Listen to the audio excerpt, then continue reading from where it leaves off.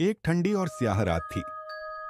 बारिश की बूंदें खिड़की पर दस्तक दे रही थीं और कमरे में सन्नाटा पसरा हुआ था। प्रिया ने डरते हुए अपना फोन उठाया और पावर ऑन किया। उसकी उंगलियां कांप रही थीं। जैसे ही स्क्रीन जली, फोन की घंटी बज उठी। स्क्रीन पर अनजान नंबर चमक रहा था। हेलो, प्रिया ने कांपती आवाज में कहा। प्रिया, मैं करण हूं।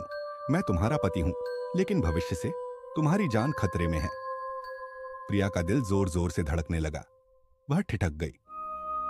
यह कैसा मजाक है? उसने गुस्से और डर के मिले जुले भाव से कहा। मैं अभी शादीशुदा भी नहीं हूं। फोन के दूसरी ओर करण की आवाज गहरी और गंभीर थी।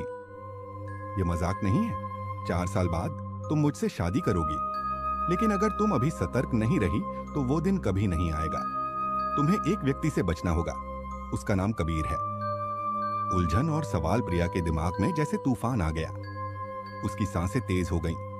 करण कौन था?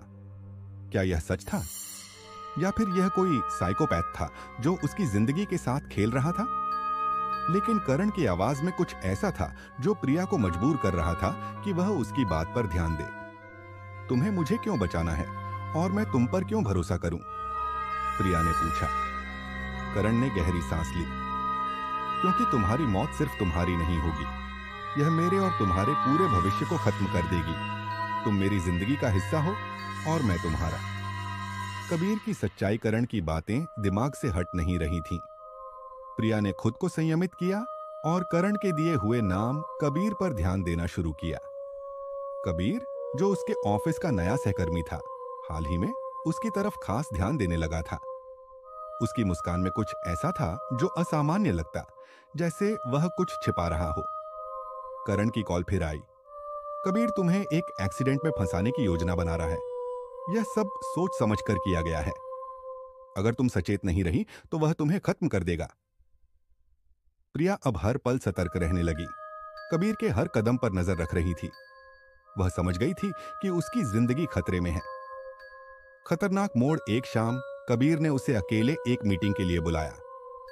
मीटिंग किसी सुनसान जगह पर थी। प्रिया को तुरंत करण की बात याद आई। उसने पहले से ही पुलिस को सतर्क कर दिया था। जब प्रिया वहां पहुंची तो कबीर का असली चेहरा सामने आ गया। वह एक खतरनाक अपराधी निकला जो महिलाओं को अपने जाल में फंसाकर उनकी जान लेता था। पुलिस समय पर पहुंची और कबीर को गिरफ्तार कर लिया। जाते जाते कबीर ने प्रिया को घूरते हुए कहा, यह खत्म नहीं हुआ है। तुमने मुझे फंसाया है, लेकिन मैं लौटूंगा। भविष्य की गूंज कबीर की गिरफ्तारी के बाद